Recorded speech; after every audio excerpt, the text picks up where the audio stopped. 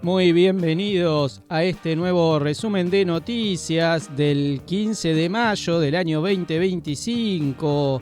Estaremos repasando la actualidad, las novedades, las noticias del día y estaremos repasando un poco de lo que es policiales, algo de economía, política, deportes, actividad de salud. Tendremos algunas novedades, quizás alguna curiosidad más. Por lo pronto, comenzamos por noticias de la zona local. Un agente de policía de la ciudad mató a motochorro que intentó asaltarlo en Merlo. Un efectivo de la policía de la ciudad mató a motochorro que intentó asaltarlo con un cómplice en Merlo. El fallecido tenía varios antecedentes penales y murió en el acto. Un disparo que le ingresó por la zona intercostal izquierda. Su acompañante, en tanto, logró escapar. El sangriento episodio ocurrió anoche en la intersección de las calles Santiago del Estero y Pavón, jurisdicción de la comisaría primera de ese distrito. Por allí circulaba el agente policial de 33 años y destinado a la unidad de saturación y detección de la mencionada fuerza, acompañado por su novia. Vestido de civil y franco de servicio, el oficial tripulaba su moto Honda 150 cuando un rodado similar tipo Tornado se le puso a la par, con dos ocupantes a bordo. El sujeto que viajaba en la parte trasera lo apuntó con un arma de fuego y efectuó 2 disparos para obligarlo a frenar, cosa que la víctima acató. Fuentes de la investigación detallaron a Primer Plano Online que en esas circunstancias el policía puso a resguardo a su pareja y tiró la moto al piso para alejarse unos metros de los atacantes, que volvieron a dispararle para amedrentar. Fue allí que extrajo el arma reglamentaria de su cintura y se enfrentó con los motochorros. El que le había gatillado cayó al asfalto, mientras que su cómplice puso primera para alejarse a toda velocidad. Según la información que trascendió anoche, que debe ser confirmada por vía pericial, el policía ejecutó 6 balazos, de los cuales al menos uno impactó en el agresor y fue mortal. Ingresó por las costillas y lo mató en el acto. Al lado del cuerpo del fallecido, identificado por los voceros como Rodrigo Ariel Rafa, de 22 años, los investigadores incautaron un revólver calibre 22. El sujeto contaba con varios antecedentes penales por distintos delitos, entre ellos robo agravado por el uso de armas. En medio de la conmoción, los voceros confirmaron que no hubo terceras personas lesionadas ni accidentes balísticos que lamentar. Al malviviente fallecido también le secuestraron un casco negro que tenía colocado, que contaba con unos filetes de distintos colores. Por sus llamativos vivos, ahora intentan establecer si participó en otros hechos recientes. El fiscal Mario Ferrario de la UFI número 3 de Morón dispuso que el cuerpo sea trasladado a la morgue de Lomas de Zamora para la realización de la autopsia de rigor y no adoptó ningún temperamento con el policía al considerar que actuó en legítima defensa. Ingresen al canal, denle like, suscríbanse, compartan y comenten. Para ustedes es gratis, a mí me ayuda un montón. Los atraparon mientras robaban espejos de motos en Palermo y descubrieron que tenían más de 20 antecedentes penales. 2 hombres de 30 y 38 años quedaron detenidos luego de haber sido atrapados robando los espejos retrovisores de varias motocicletas en el barrio porteño de Palermo. Al ser ingresados a la comisaría, constataron que entre los dos tenían más de 20 antecedentes penales por delitos como resistencia a la autoridad y ataques contra la propiedad, entre varios otros. La captura se produjo el miércoles por efectivos de la ciudad de Buenos Aires, junto con el apoyo del grupo motorizado de la comisaría vecinal 14B. Según pudo saber Infobae de fuentes relacionadas al caso, el primer arresto ocurrió a partir de un llamado al 911, en donde se denunciaba el robo de los espejos en la intersección de Charcas y Bonpland. Rápidamente pudieron dar con la ubicación del primer sospechoso a pocos metros del lugar en donde se estaba ejecutando el robo. Durante la requisa frente a testigos, encontraron dentro de una mochila alrededor de 3 pares de espejos sustraídos. La propietaria del vehículo afectado reconoció tanto al detenido como los objetos robados y confirmó la responsabilidad del individuo. Mientras tanto, un segundo episodio de iguales características se dio a tan solo una cuadra del anterior, precisamente en Charcas y Fitzroy, cuando los oficiales en patrullaje de rutina observaron a un hombre manipulando los cristales laterales de otro rodado. La reacción de los agentes fue inmediata. Sin embargo, el sospechoso comenzó a correr, lo que desencadenó en una persecución que duró al menos 3 cuadras. A través de un operativo cerrojo lograron atraparlo justo en la esquina de Santa Fe y Bonpland, cuando el fugitivo impactó contra una de las motos policiales. Tras el choque, el oficial que conducía el vehículo cayó al suelo y debió ser trasladado por el SAME al Hospital Fernández, en donde ingresó con un diagnóstico de policontusión. En tanto, la información a la que pudo acceder Infobae señalaba que los delincuentes contaban con un amplio y variado historial delictivo: robos, hurtos, haber ejercido como trapitos, resistencia a la autoridad, lesiones en riña, delitos contra la propiedad, tentativa de robo automotor, y uno de ellos cuenta con pedido de captura vigente desde el año 2024. En ambos casos intervino el Juzgado Correccional número 8 a cargo de la doctora Bernán ante la Secretaría número 125 de la doctora Samaniego, que dispuso el traslado de los imputados y el secuestro tanto de los elementos constitutivos de los delitos como de las motos violentadas. En el barrio porteño de Chacarita, esto es otra novedad, un delincuente fue detenido apenas 24 horas después de haber obtenido su libertad. El protagonista, un hombre de 27 años que terminaba de cumplir una condena de 4 meses por un delito previo en una cervecería de Palermo. Al poco tiempo de haber sido liberado, lo atraparon robando una perfumería del barrio, de donde sustrajo dinero en efectivo. La captura del hombre y un cómplice de 36 años fue posible gracias a la intervención oportuna del Centro de Monitoreo Urbano. Las cámaras del centro registraron el incidente y las imágenes facilitadas por la seguridad del comercio ayudaron en la identificación de los ladrones. Siguiendo la pista visual, la policía estableció que los ladrones se refugiaron en el asentamiento conocido como Barrio Fraga, cercano al lugar del crimen. Con esta información, los efectivos de la ciudad se trasladaron al asentamiento y arrestaron al principal sospechoso. Pocos metros después, su cómplice también fue arrestado.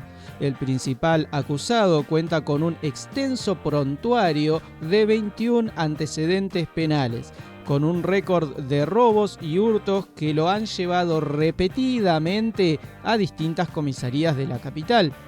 Mientras la investigación sobre el robo en la perfumería sigue su curso, el Juzgado Criminal y Correccional número 40 ha dictado que ambos individuos permanezcan detenidos en la comisaría correspondiente. Quizás la ley que se legisló hace poco de reiterancia y reincidencia los retenga por más tiempo detenidos. No estaba bronceadísimo, pero usaba tobillera electrónica y le encontraron en su casa del barrio 1, 1114, más de 1 kilo de pasta base.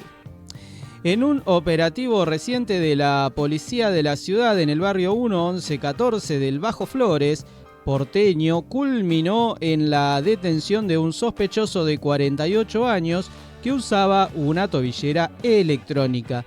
Los agentes lo siguieron luego de que escapara cuando intentaron identificarlo y lo aprehendieron en su domicilio. Tenía más de 1 kilo de pasta base de cocaína y otras drogas listas para su distribución. Las fuentes del caso dijeron que los policías de la División Unidad Táctica de Pacificación Quinta Porteña también arrestaron a otros 2 hombres, uno que aguardaba para comprar estupefacientes y otro que intentó escapar al ver a la policía. Todo comenzó este martes por la noche alrededor de las 21, cuando los policías intentaron identificar a un sujeto en la vía pública. El sospechoso reaccionó huyendo a pie por la calle Crespo y los agentes lo persiguieron hasta un domicilio en la manzana 3 del barrio, donde lograron su aprehensión. Dentro de la vivienda había otros 2 hombres. Uno de ellos, de 43 años, se encontraba aparentemente como comprador de los estupefacientes, mientras que el tercer individuo, de 54 años, fue detenido mientras trataba de escapar. Ampliaron las fuentes del caso. El imputado principal llevaba una tobillera electrónica debido a un proceso judicial anterior relacionado con la comercialización de estupefacientes. El registro de la policía de la ciudad en el inmueble reveló la presencia de 856 envoltorios de pasta base, 283 gramos aproximadamente. Trozos de la misma sustancia, 1104 gramos, 23 dosis de cocaína, 25 gramos, así como un sobre con marihuana con 8 gramos. Además, se incautaron 276.000 pesos, 5 teléfonos celulares y varios utensilios utilizados para la manipulación y distribución de drogas, entre los que se encuentran un plato de vidrio, una tijera, un cuchillo, una cuchilla de carnicero, un rallador, nylon, cortados y 3 balanzas de precisión. El caso quedó bajo la jurisdicción del Juzgado Nacional en lo Criminal y Correccional Federal número 12, a cargo de Ariel Lijo, con la participación de la Secretaría 24. En ese contexto, el juzgado dispuso la detención del sospechoso con la tobillera electrónica y la imputación de los otros 2 individuos por violación a la ley de drogas, específicamente la ley 23737. Un búnker narco frente a una escuela. Esto es en otro aspecto de la noticia. La Policía Federal Argentina descubrió y allanó un kiosco de venta de drogas justo frente a una escuela del barrio noroeste de General Roca en Río Negro. Fue más de un mes de tareas investigativas las que demandó a la Fuerza Federal poder desarticular ese búnker narco. Durante el operativo policial se halló en el kiosco de drogas cocaína, dosis ya fraccionadas para la venta y otras en piedras, marihuana ya picada y diversos dispositivos que facilitaban la distribución de estupefacientes, tales como teléfonos celulares, elementos de corte y una balanza de precisión. Todo fue secuestrado. Además, durante los allanamientos en el búnker ubicado frente a la escuela primaria número 289, que se encuentra en la intersección de las calles América y General Urquiza, los policías federales detuvieron a un único sospechoso, quien quedó bajo la custodia de la justicia federal. Se trata de un hombre mayor de edad. Corresponde.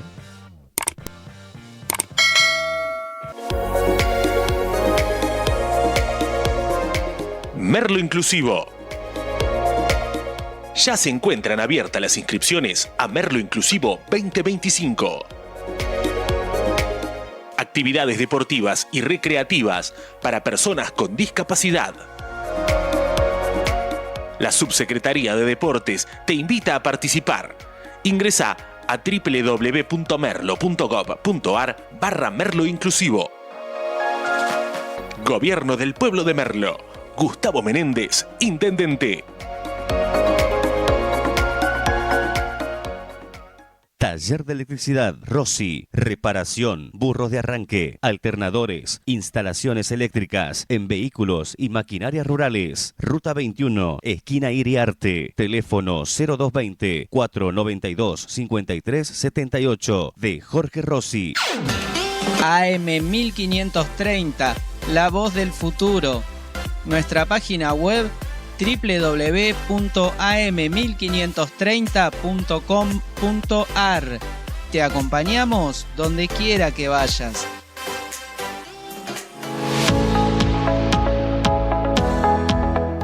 En Merlo cuidamos el ambiente. Canjea tus residuos reciclables por bolsas ecológicas. Sumate al programa Ecobolsas de la Municipalidad de Merlo.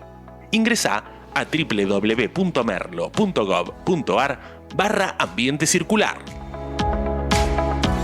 Gobierno del Pueblo de Merlo. Gustavo Menéndez, Intendente. Paro total en Tierra del Fuego de los trabajadores de empresas electrónicas. Los trabajadores de las empresas electrónicas de Tierra del Fuego iniciaron este miércoles un paro total de actividades por tiempo indeterminado. La iniciativa, según se anunció en el Congreso de Delegadas y Delegados de la Unión Obrera Metalúrgica, la UOM, seccional Río Grande, aparece como una respuesta al anuncio del Gobierno Nacional de eliminar aranceles a los productos electrónicos importados. La medida de fuerza, advirtieron desde el gremio, estará acompañada de una movilización al centro de Río Grande.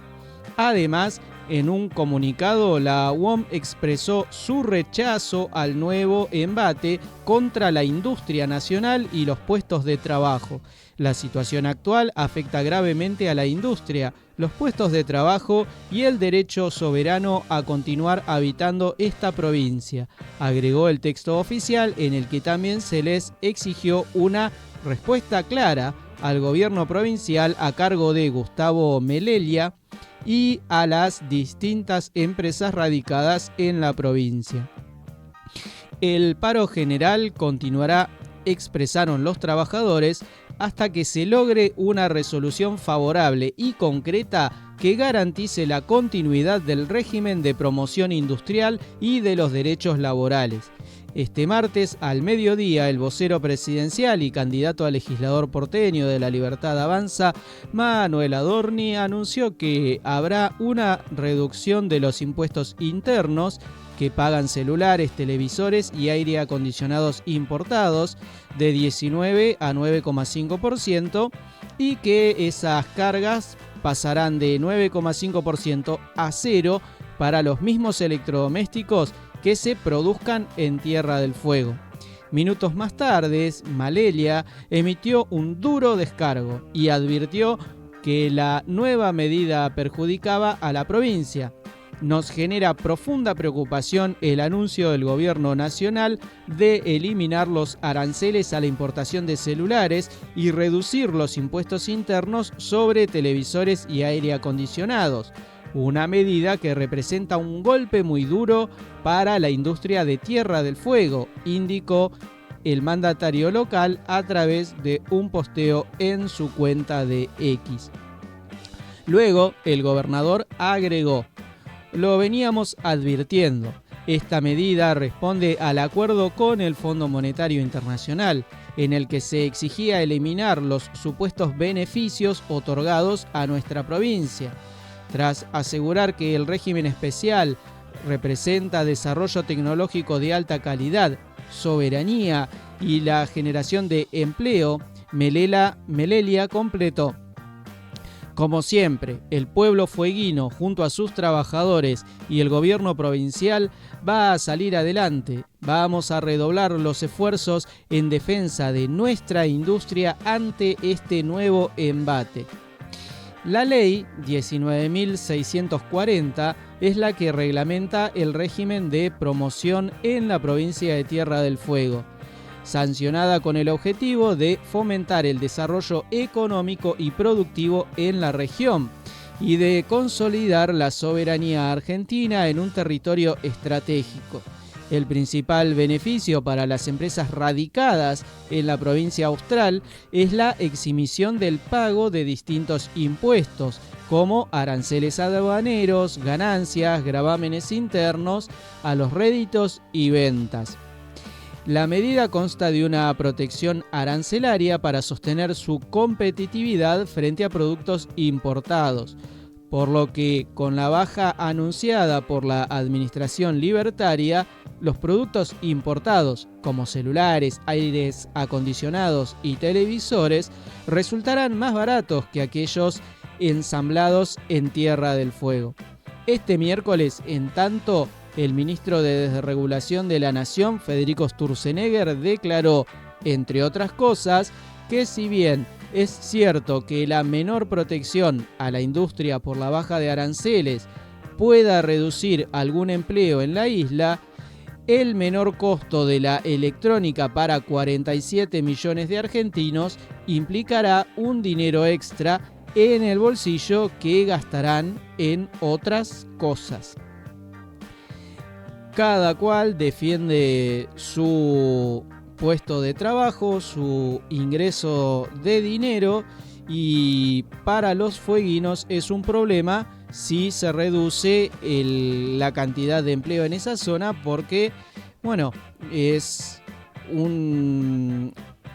una fuente de trabajo muy importante, una cantidad de trabajo muy importante la que genera la industria electrónica en esa zona. El gobierno anunció su reforma migratoria que incluirá más requisitos para la residencia a extranjeros y deportación express. A través de un mensaje del vocero presidencial, Manuel Adorni, el gobierno anunció el lanzamiento de su propia reforma migratoria, la cual se hará efectiva a través de un decreto de necesidad y urgencia en el boletín oficial en los próximos días. La medida busca endurecer los requisitos para otorgar residencia a extranjeros y arancelar determinados servicios, además que pretende ampliar los mecanismos para expulsar personas extranjeras del país, algo que la ministra de Seguridad Nacional, Patricia Bullrich, quien es una de las promotoras principales de esta medida, había aplicado durante la administración nacional de Mauricio Macri a través del DNU 7017. Argentina fue demasiado permisiva para quienes ingresan de forma irregular, esgrimió en primer término el vocero en la sala de conferencia de la Casa Rosada, donde estuvo acompañado por Bullrich y el vicejefe de Gabinete del Interior, Lisandro Catalán, y el jefe de Gabinete del Ministerio de Seguridad, Carlos Manfroni. La elaboración legal de la medida estuvo bajo la responsabilidad de la Secretaría de Legal y Técnica de la Presidencia, María Ibarzábal. En primer lugar, se estableció que a partir de la publicación del decreto, ningún extranjero condenado podrá ingresar al país y que aquellos que cometan un delito en el territorio nacional, cualquiera sea su pena, será deportado, aunque aún no se informó cómo serán los procedimientos y cuándo se deberá esperar por hacerlo. Se habilita que los ilícitos con penas menores a 5 años sean motivo de denegar el ingreso al país o de deportación según sea el caso. Por otro lado, exigirán el pago de los servicios de salud a los residentes transitorios, temporarios e irregulares. Además, impondrán la obligatoriedad para contar con un seguro médico en su ingreso al país. Según los datos oficiales, pretenden que se minimice el gasto de 114.000 millones que significó la atención a extranjeros. Tal y como habían dado a entender, se autoriza a las universidades nacionales a que, si quieren, podrán establecer aranceles para los servicios educativos a residentes temporarios. Esto no abarca a la educación inicial, primaria o secundaria. La reforma fue anunciada por el presidente Javier el pasado 1 de marzo durante la apertura del 143 periodo de sesiones ordinarias. En su discurso, Javier destacó la necesidad de realizar cambios en la política migratoria del país, argumentando que Argentina ha sido generosa con los inmigrantes, pero que no puede permitirse ser un centro de beneficiario pagado por el bolsillo de los argentinos. Según el mandatario, la reforma es un paso necesario para consolidar un país serio. Una vez hecho el anuncio, Catalán justificó la medida en sus redes, alegando que Argentina tiene una política migratoria que invita al caos, dado que en los últimos 20 años ingresaron más de 1 millón de inmigrantes de forma irregular. Por mi parte, fuera de lo que es la nota, mi opinión al respecto es que esto no debería ser por un decreto, sino que debería ser tratado como ley, discutido y, en todo caso, corregido como corresponde. No debería ser un decreto, aunque es necesaria una actualización de la ley migratoria, que ya tiene una edad de 100 años o más. Sí reconozco que esto no debería ser como un decreto, sino más bien como una ley. Pero bueno, por lo menos es lo que se dispone ahora. Vamos con los números clave de la población carcelaria. El último informe anual del Sistema Nacional de Estadísticas de Ejecución de la Pena informa que la población carcelaria hasta el 31 de diciembre de 2023 eran de 112.000 personas, siendo extranjera el 6% del total. 6.650 personas aproximadamente. El 4% está compuesta por países limítrofes y Perú.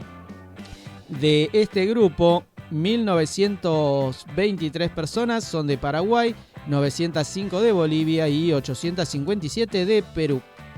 En términos generales, el 39% de las personas privadas de la libertad no tenían condena judicial, y la superpoblación carcelaria era del 20%. Y la tasa de presos está en su máximo histórico de 240 internos cada 100.000 habitantes. El informe anual del 2024 del Ministerio Público Fiscal, publicado a comienzos del año, informa que hay 1.884 personas extranjeras detenidas bajo la órbita del sistema penitenciario federal, un 16% de la totalidad de esa población carcelaria. De ese subgrupo, 70% son oriundas de Paraguay, Bolivia y Perú. Si a ellos se agregan los oriundos de Brasil, Uruguay y Chile, se puede observar que las personas privadas de libertad de países limítrofes supera el 80% de la totalidad de los extranjeros. Según informaron a Infobae desde el gobierno de la provincia de Buenos Aires, el número de personas extranjeras en sus propios penales es de 3.050, representando el 45% de esa población carcelaria específica a nivel nacional. Además de la expulsión de las personas migrantes, la intención de Bullrich es aplicar nuevamente algunos aspectos de lo que fue su reforma impulsada durante la presidencia de Macri a través del decreto de necesidad de urgencia 70/2017, el cual fue derogado por Alberto Fernández con el DNU 138/2021, luego de diversas acciones de amparo colectivo presentado por organizaciones sociales y de derechos humanos. Aquel decreto terminó siendo declarado como inconstitucional por la Sala Quinta de la Cámara Nacional de Apelaciones en lo contencioso administrativo federal. Un fallo que contó con la firma de los jueces Guillermo Treasi, Jorge Alemani y Pablo Gallegos Fedriani. Entre los puntos más cuestionados fue que el decreto imponía restricciones regresivas a los derechos humanos de los migrantes, en contravención de los estándares internacionales, citando a la Comisión Interamericana de Derechos Humanos, que establece que las limitaciones a los derechos fundamentales deben ser adoptadas mediante leyes formales del Poder Legislativo y no por actos administrativos, enfatizando que los procedimientos migratorios deben garantizar el debido proceso y el acceso a la justicia, especialmente en casos de expulsión o deportación. Entre los puntos destacados de ese fallo fue la oposición al plazo de 3 días establecido para interponer recursos administrativos y judiciales contra decisiones de la Dirección Nacional de Migraciones, considerado un procedimiento judicial insuficiente, así como la disposición que otorgaba exclusivamente a Migraciones la facultad de residir sobre la reunificación familiar sin posibilidad de revisión judicial. Esto, en resumen, ¿qué quiere decir este párrafo? Es que la Dirección Nacional de Migraciones no tenía tiempo de pedir un recurso que defienda a la persona que va a ser deportada. No le alcanzaban los tiempos suficientes para poder hacerlo, entonces no había derecho alguno de defensa sobre la persona que podía ser deportada. Ni siquiera daba lugar a explicar algún tipo de arraigo familiar o algo por el estilo. Así que eso es en parte lo que explica eso. Además, señaló que el decreto presentaba un vicio de finalidad al justificar sus medidas en una supuesta relación entre la migración y la criminalidad, particularmente con el narcotráfico. Asimismo, cuestionó la utilización del DNU para modificar la ley de migraciones, un punto que pretende ser usado desde sectores opositores para oponerse al inminente decreto libertario. Esas son las cuestiones de la política de migración. Yo creo que debe actualizarse, pero debe ser debatido y corregido por las personas que entienden bien de esas leyes, así se sostienen todos los derechos humanos que corresponden.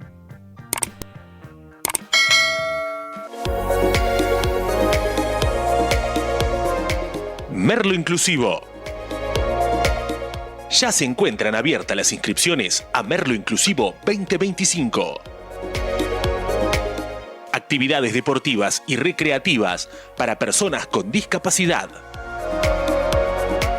La Subsecretaría de Deportes te invita a participar. Ingresa a www.merlo.gov.ar/Merlo Inclusivo. Gobierno del Pueblo de Merlo. Gustavo Menéndez, Intendente.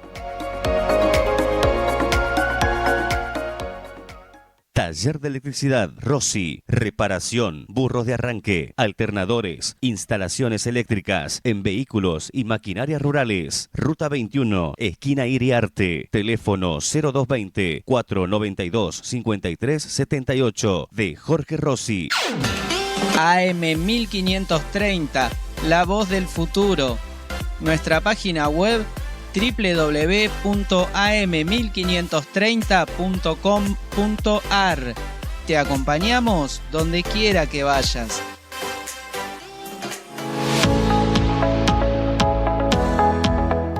En Merlo cuidamos el ambiente. Canjea tus residuos reciclables por bolsas ecológicas.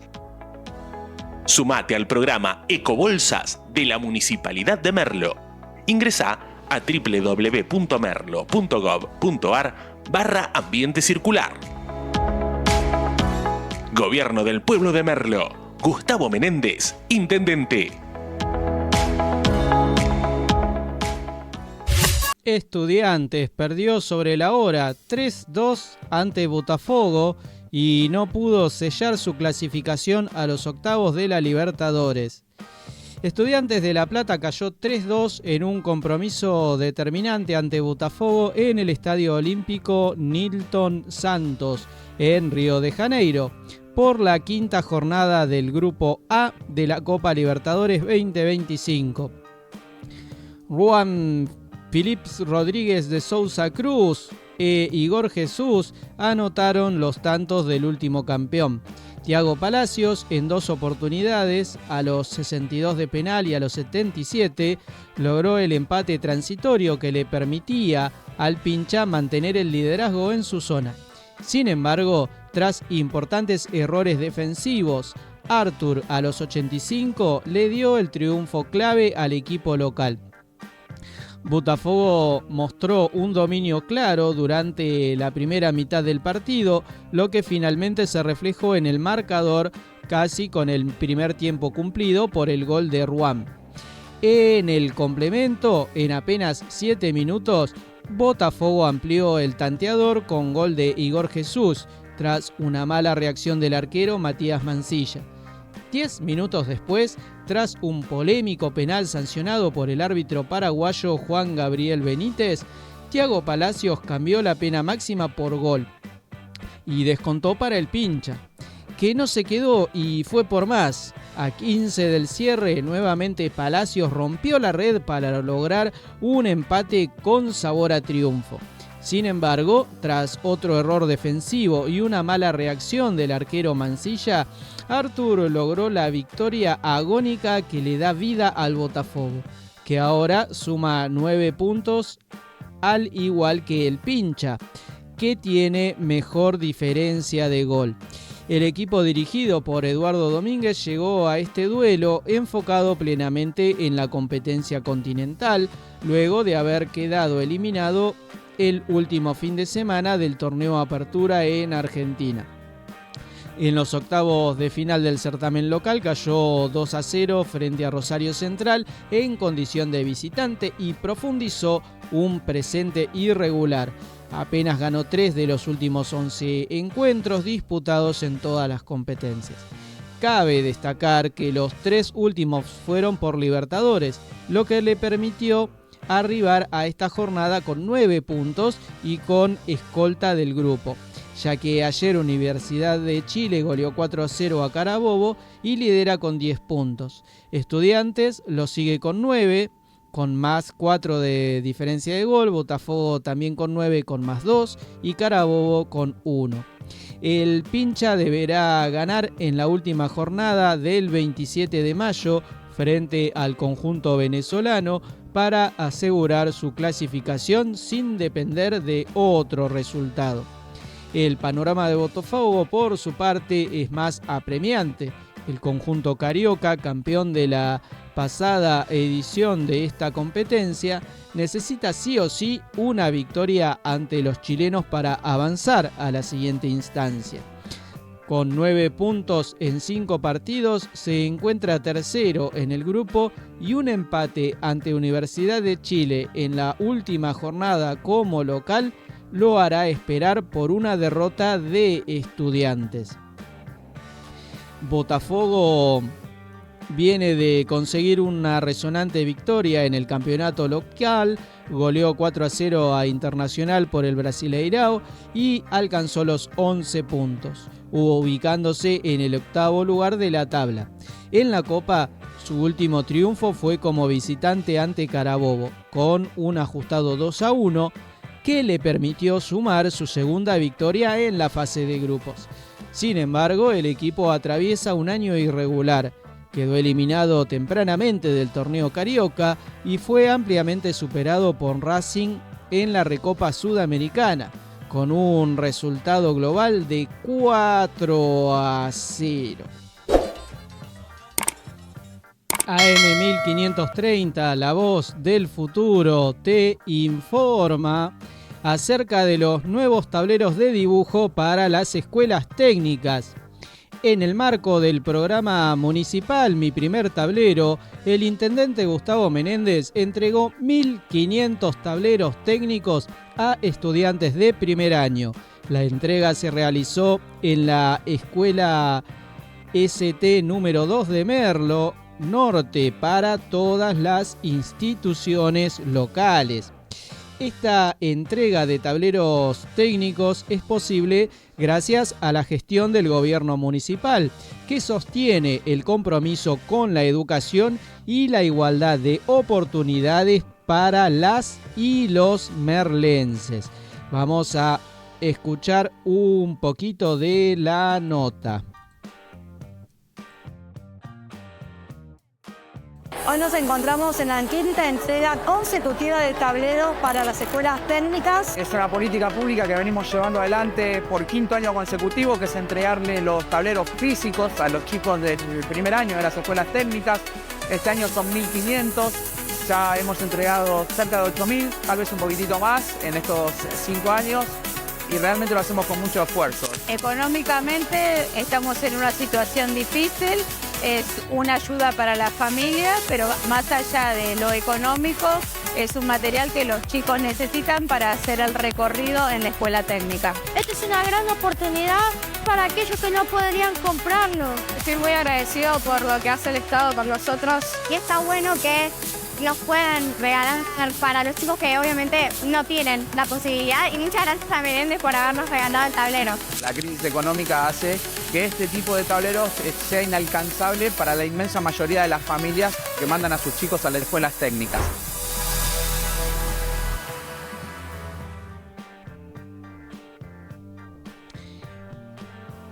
Pasaba la información de la entrega anual de tableros hecha a través del gobierno del pueblo de Merlo por Gustavo Menéndez, intendente. Seguimos con el tema deportes.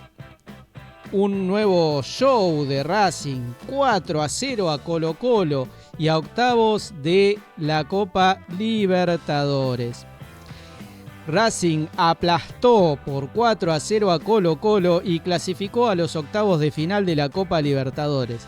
Doblete de Maravilla Martínez y tantos de Santiago Solari y Adrián Balboa para el show del equipo de Gustavo Costas, que demostró una contundencia impresionante en el encuentro por la quinta fecha del Grupo E del certamen copero. El conjunto chileno, dirigido por Jorge Amirón, ex Boca, sufrió la expulsión de Arturo Vidal cuando promediaba el complemento y ya perdía por 3 tantos. Maravilla Martínez abrió el marcador a los 35 minutos del primer tiempo después de un ataque directo fantástico. Cambio de frente exquisito de Martirena, gran jugada individual de Gabriel Rojas sobre la banda para meterse al área y mandar el centro. Volea de Santiago Solari y cabezazo goleador del 9. Rompió la paridad de un partido que estaba parejo y el local le estaba costando conseguir el gol.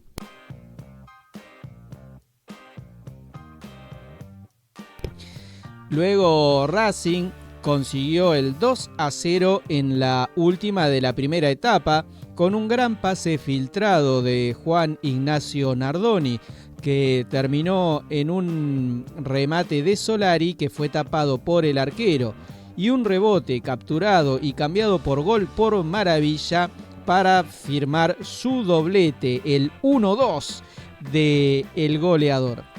Este goleador siempre está donde tiene que estar y continúa siendo protagonista de noches coperas para el club celeste y blanco.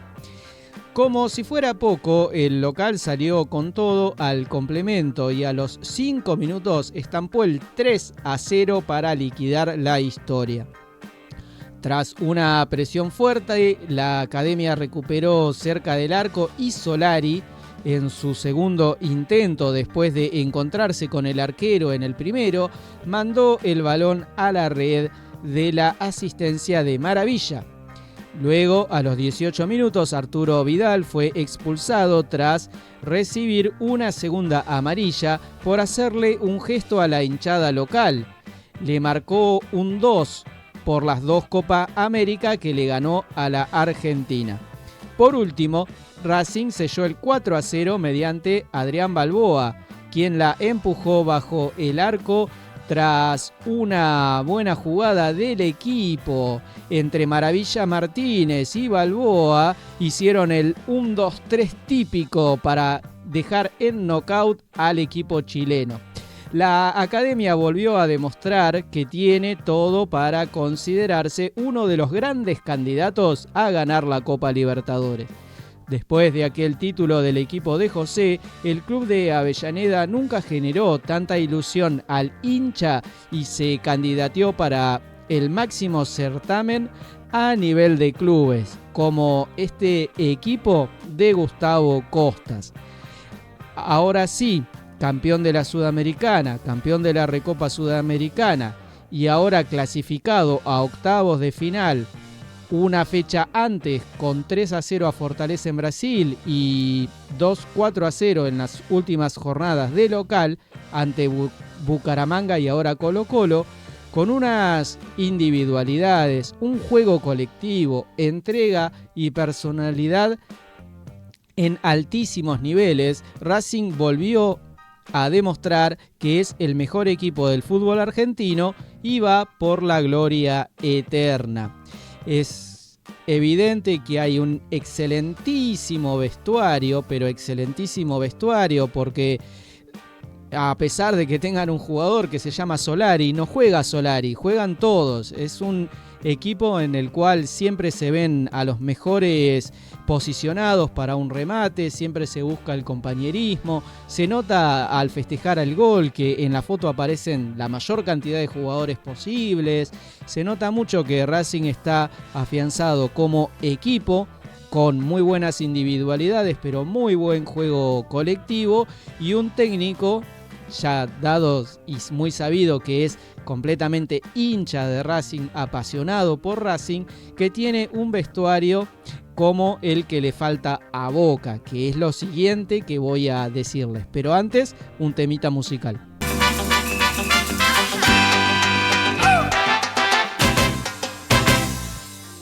El mensaje de Riquelme a los hinchas de Boca tras los insultos en la Bombonera. No se dejen llenar la cabeza. Juan Román Riquelme estuvo presente en Asunción, Paraguay, donde se realizó el 75 Congreso de la FIFA.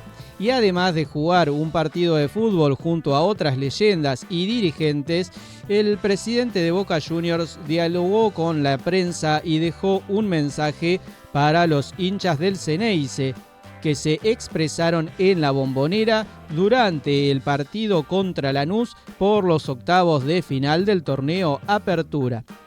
Ante la consulta sobre el mensaje que le dejaría a los hinchas de Boca en un momento de tensión por el presente futbolístico del conjunto de Mariano Herrón, Riquelme contestó: les digo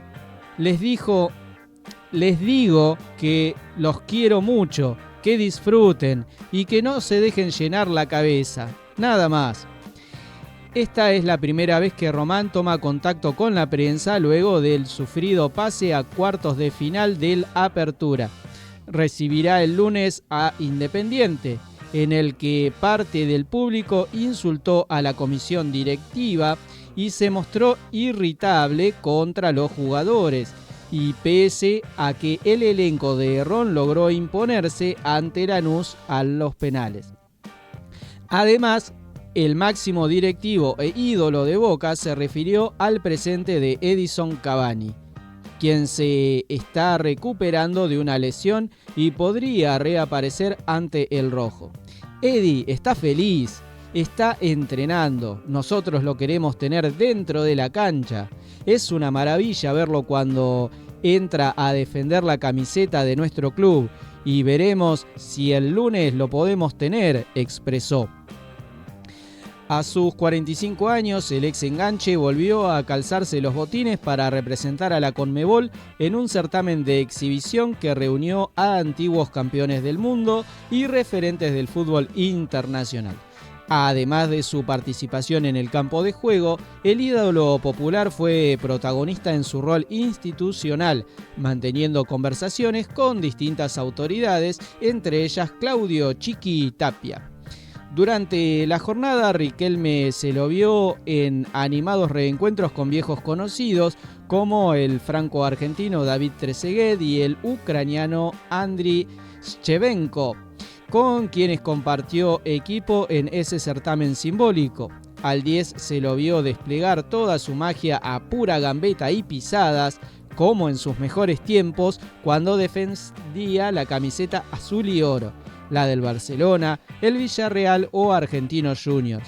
Incluso le brindó una asistencia a Alejandro Domínguez, titular de la entidad continental, que convirtió un gol en su posición de delantero. En cuanto a lo deportivo, para Boca Juniors este año será clave. Sin participación en Copa Libertadores, el Xeneize tendrá cita internacional en el Mundial de Clubes de Estados Unidos en junio. Integra el grupo C con Bayern Múnich, Benfica y Auckland City. Además, se encuentra en cuartos de final del torneo Apertura y buscará el pase a semis frente a Independiente el lunes en la Bombonera. Pasando a temas médicos, a temas de salud, células zombies. Sí, células zombies en el cuerpo. ¿Qué son y por qué podrían estar acelerando el envejecimiento? En el ámbito de la investigación sobre el envejecimiento y las enfermedades relacionadas con la edad, un tema recurrente ha sido el impacto de las células senescentes, también conocidas como células zombies. Estas células, que dejan de dividirse pero no mueren, han sido vinculadas con una amplia gama de enfermedades crónicas y procesos degenerativos. Según informó el Dr. James Kirkland de la clínica Mayo a The Telegraph, estas células han captado la atención de la comunidad científica debido a su acumulación progresiva en el cuerpo humano y su relación con enfermedades como el Alzheimer, la diabetes tipo 2, la fibrosis pulmonar y la osteoartritis, entre otras. El concepto de células senescentes no es nuevo. Fueron identificadas por primera vez en la década de 1960, pero su relevancia en el envejecimiento y las enfermedades asociadas ha ganado protagonismo en las últimas 2 décadas. Estas células, aunque perjudiciales en exceso, cumplen funciones esenciales en el organismo, como la cicatrización de heridas y la prevención del cáncer. Según explicó a Telegraph el Dr. James Kirkland de la clínica Mayo, las moléculas producidas por estas células son fundamentales en los procesos como el parto y en la detección de células con mutaciones cancerígenas. Sin embargo, con el tiempo, su acumulación puede generar inflamación crónica y contribuir al deterioro de tejidos y órganos. El impacto de estas células en el cuerpo humano es amplio y afecta múltiples sistemas. En el cerebro, por ejemplo, investigaciones respaldadas por el Instituto Nacional sobre el Envejecimiento de Estados Unidos han demostrado que los pacientes con Alzheimer presentan una mayor cantidad de células senescentes en comparación con las personas cognitivamente sanas. Estas células están asociadas con la formación de enredos tóxicos de la proteína Tau, un sello distintivo de la enfermedad del Alzheimer. En las articulaciones, su acumulación en el cartílago y los tejidos blandos puede provocar inflamación y rigidez, contribuyendo al desarrollo de la osteoartritis. En órganos como el hígado y los riñones, estas células han sido vinculadas con la pérdida de función y la formación de tejido cicatrical, lo que puede complicar procedimientos como los trasplantes. La acumulación de células senescentes también tienen implicaciones en enfermedades metabólicas. Según declaraciones a The Telegraph, el doctor Stig Mejigman del Centro Médico de la Universidad de Ámsterdam, estas células están presentes en órganos internos, el tejido adiposo, el intestino, contribuyendo al desarrollo de condiciones como la diabetes tipo 2 y la enfermedad hepática grasa no alcohólica. Además, en los ojos, la exposición prolongada a la luz ultravioleta puede convertir células epiteliales, o sea, del cristalino de la piel, en células senescentes, lo que favorece la aparición de cataratas. En este panorama, la ciencia ha comenzado a explorar formas de combatir los efectos negativos de estas células.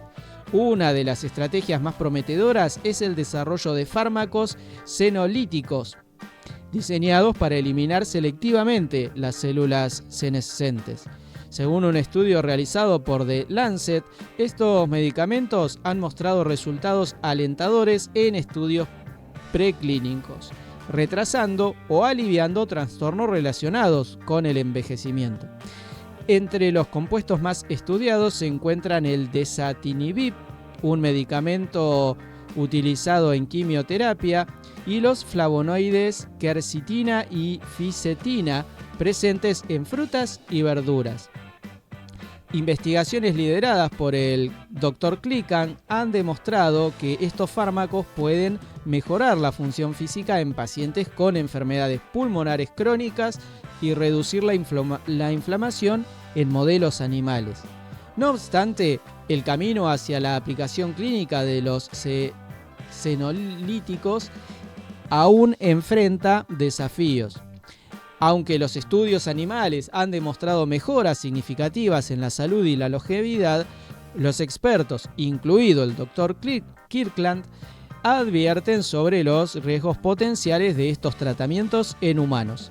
La seguridad a largo plazo y los efectos adversos son áreas que requieren más investigación antes de que estos medicamentos puedan ser ampliamente utilizados.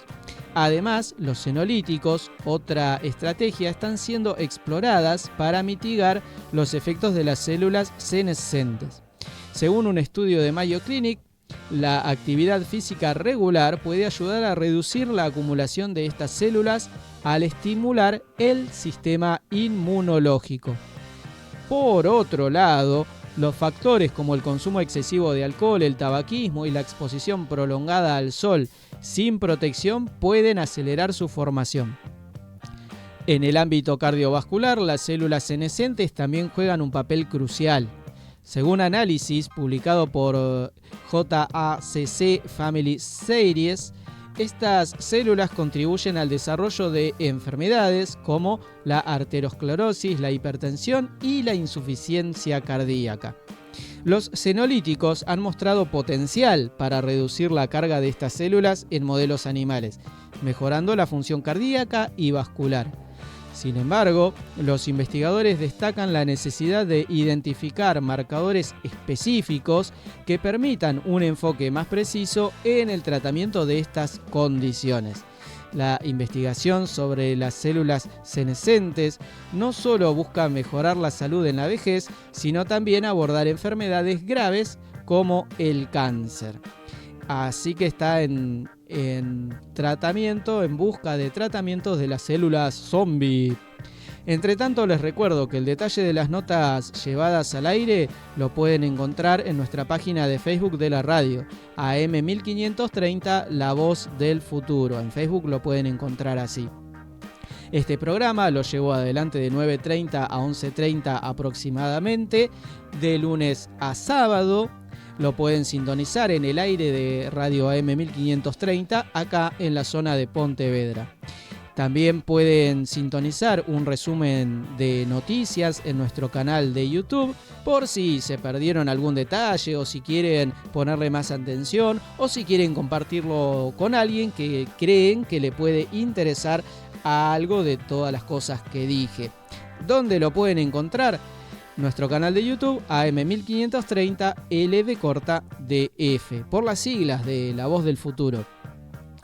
Les recuerdo también que en cualquier momento del día estoy atento para informarlos o actualizarlos si hay alguna noticia de alto interés a nivel nacional o a nivel local. Les agradezco a todos por darme una mano para seguir adelante con este proyecto. Gracias a todos los que hacen posible que día a día se pueda seguir adelante con la transmisión de los programas y la emisión de la radio. Gracias a todos por darme una mano, por colaborar conmigo. Gracias a ustedes por estar del otro lado, escuchando o viéndome, según sea el caso. Les agradezco de todo corazón. También les recuerdo y les pido que pasen por mi canal, ingresen a él, denle like, suscríbanse, compartan, que para ustedes es simple y gratuito y a mí me ayuda un montón. Gracias por estar del otro lado. Nos encontramos pronto si Dios quiere. Chau.